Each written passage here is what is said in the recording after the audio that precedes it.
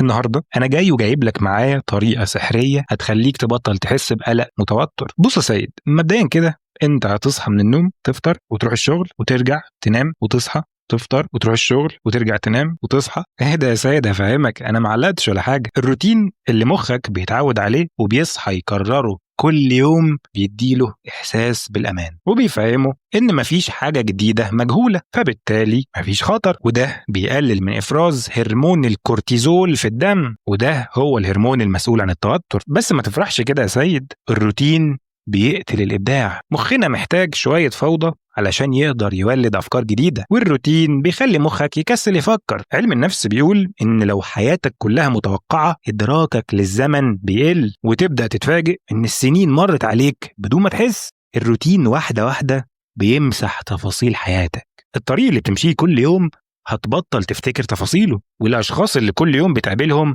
هيفقدوا أهميتهم بالنسبة لك. الروتين ممكن يستخدم كأداة لغسيل المخ. ازاي بقى؟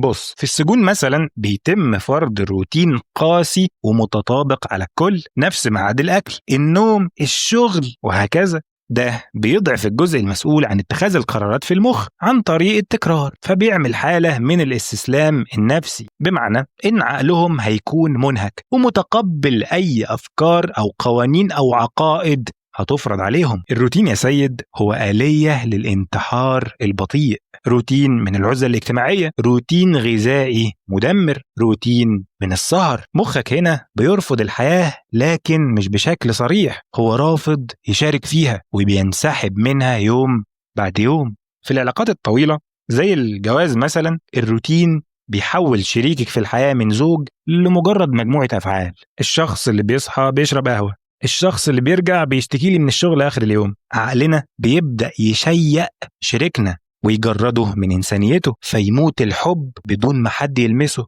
الروتين يورث.